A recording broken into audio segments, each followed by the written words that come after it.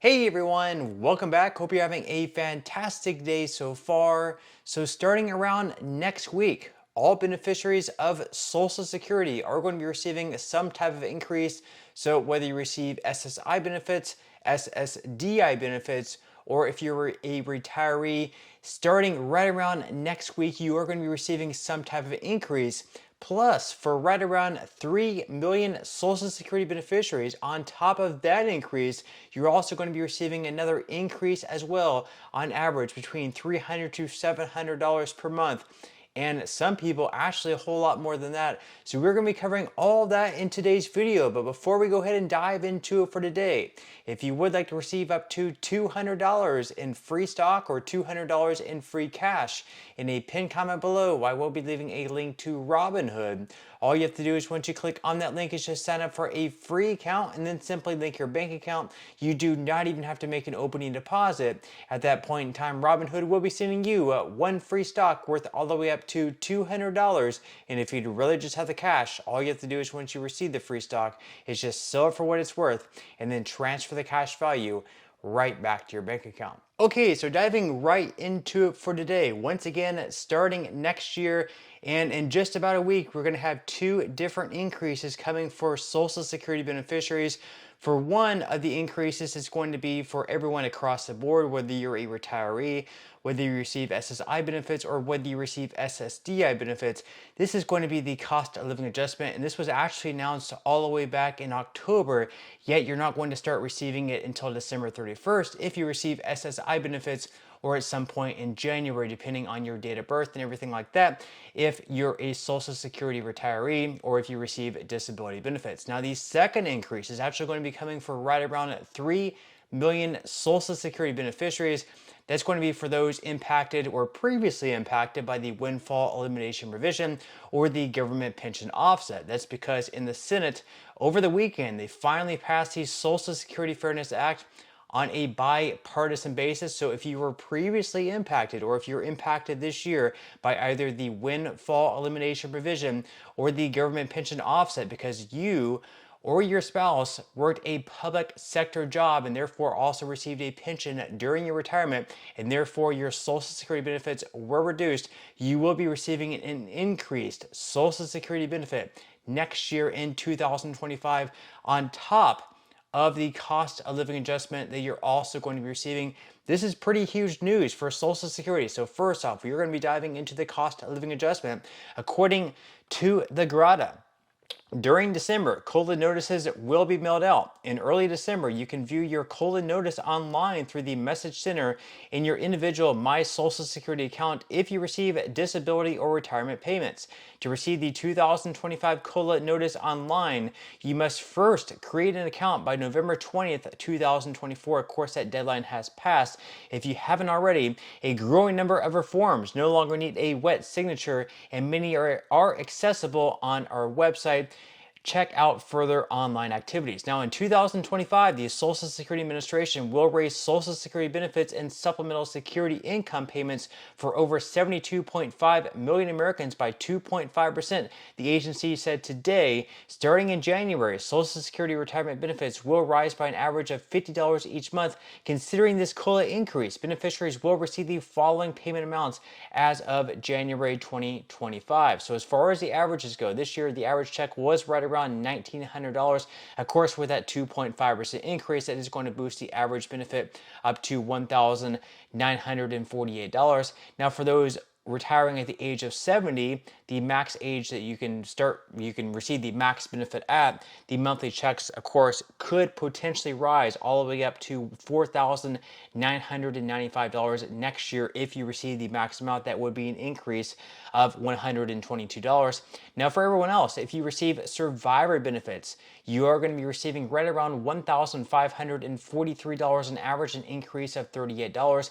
For those receiving disability benefits, the average benefit this year is $1,537 per month.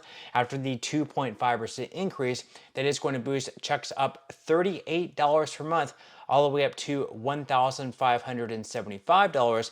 Then for individuals receiving SSI benefits, the monthly check, the max check, is $943 this year. That is going to get lifted up to $967 next year, an increase of $24. Now, another thing to keep in mind with all of that is the Medicare Part B premium is also going to be rising next year in 2025, which is going to offset a little bit of this increase. That's something you will have to keep in mind as well. Now, for a lot of folks, you probably already would have received your letter in the mail if you don't have access to the online portal. If you did not sign up for access for that online portal by that November 20th deadline, I would definitely recommend that you still do so if you feel comfortable doing that, just because there is a lot that you can do online. And also next year's cost of living adjustment, you will be able to get a little bit earlier those forms and everything like that, rather than having to wait for the mail to arrive. So something definitely to keep in mind. Now, on top of the cost of living adjustment, of course, we also have that second increase coming for right around 3 million Social Security beneficiaries. So according to Maryland Matters, the U.S. Senate approved a broadly bipartisan bill early Saturday that would increase Social Security benefits for millions of Americans with pensions by ending two of the program's policies in place for decades: the windfall elimination provision and the government pension offset. The legislation, which would cost more than $195 billion over 10 years, now goes to President Joe Biden's desk for his signature. While he hasn't released a public endorsement of the bill, extensive support in the House and Senate could signal he's likely to support the measure becoming a law. The Senate vote was 76-20, and the House vote in November was 327-75. So that's something you definitely have to keep in mind. Even if Biden were to veto the bill, which I don't think that he's going to do, I would be very, very surprised if he did, there is enough support for this bill in the Senate that they could override Biden's veto if he were to do so, which I don't think he is going to veto this bill. Now, of course, there is going to be a hit to the trust fund. That's going to be the kind of the backlash to this bill. So, for example, North Carolina Republican Senator Tom Tillis said the bill's title made it sound like motherhood and apple pie, but argued it wasn't the right approach to address the problem. He expressed concern the bill would reduce the Social Security Trust Fund by an additional $200 billion during the next decade, moving up the insolvency date by 6 months. He said, quote, "This chamber needs courage and needs to say what needs to be said. We are about to pass an unfunded $200 billion spending package for a trust fund that is likely to go insolvent over the next 9 to 10 years, and we're going to pretend like somebody else has to fix it. Well, when you're a U.S. Senator and you have your election certificate, that falls on us." Now, Tillis has said that he agreed with Collins and others who support the bill that the WEP and the GPO must be fixed, but said that it should be part of a larger conversation about addressing Social Security's upcoming insolvency. So that's one of the big issues with some of the senators who actually oppose this bill. Not that they were against these people receiving reduced benefits, but mainly that it's not being paid for, and the fact that we also have the trust fund going insolvent within the next 8 to 10 years, and this is only going to speed up that insolvency by another 6 months.